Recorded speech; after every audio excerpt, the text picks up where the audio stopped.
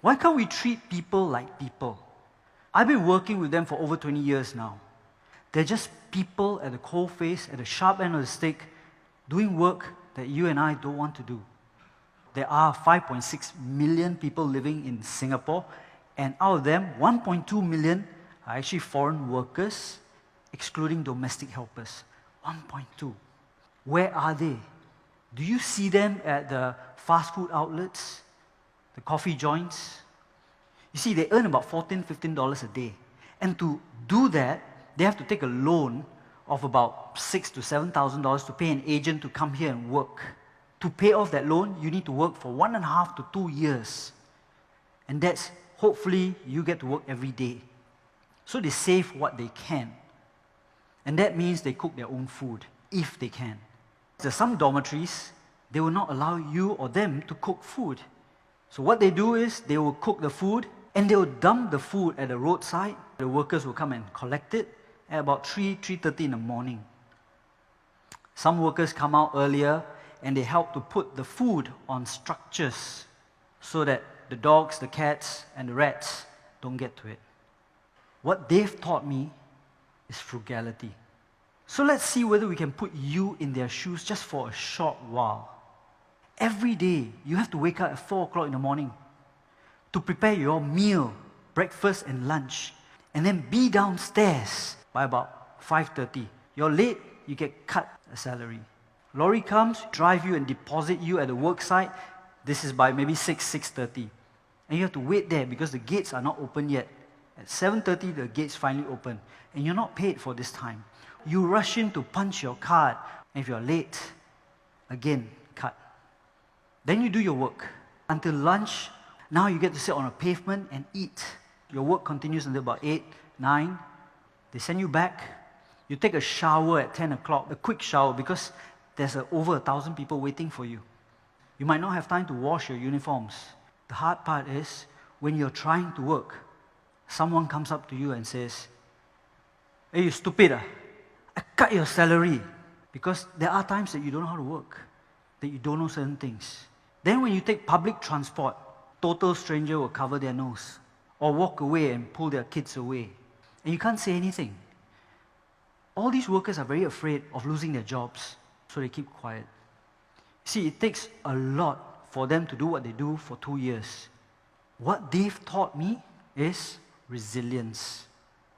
They might not see their kids' first smile, first words, or first time that they walk. And some of them don't see when their parents pass away. And as a man, you take it, you keep it, because you don't want to worry your family. Just like some of you go for NS or your studies, when parents ask you, "How is everything?" you lie, because you don't want someone else to worry. A long time ago, I had a project called Robertson Walk, and I had 2 workers, Anthony and Raja.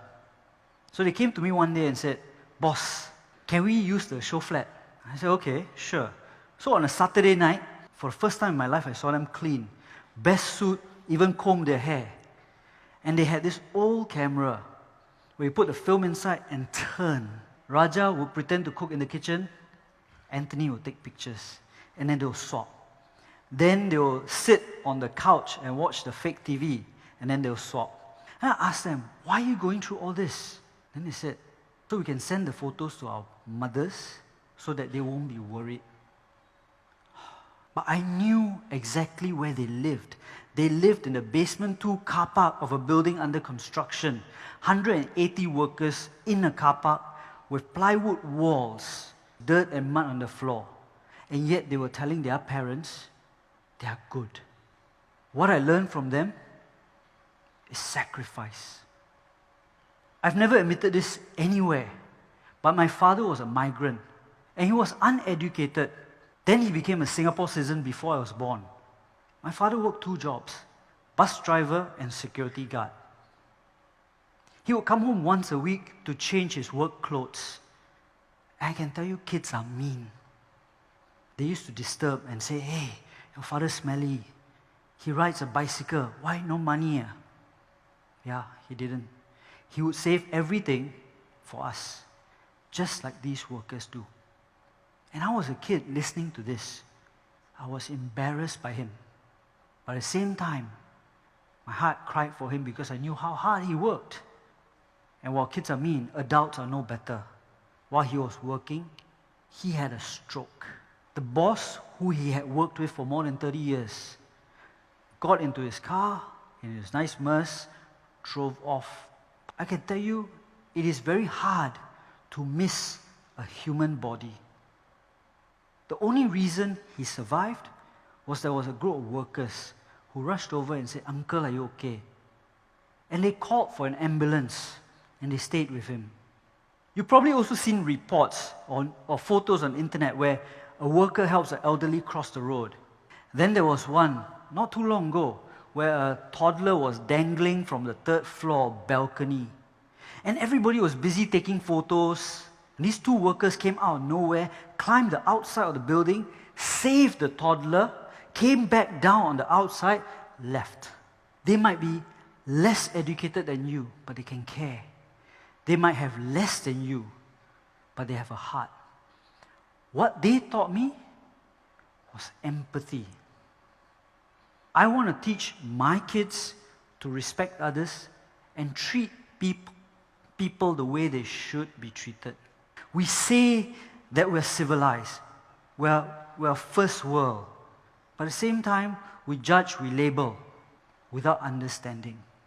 Yes, I understand they are just workers, but here might be an idea worth spreading. Can we start treating these workers and everyone around you as fellow human beings?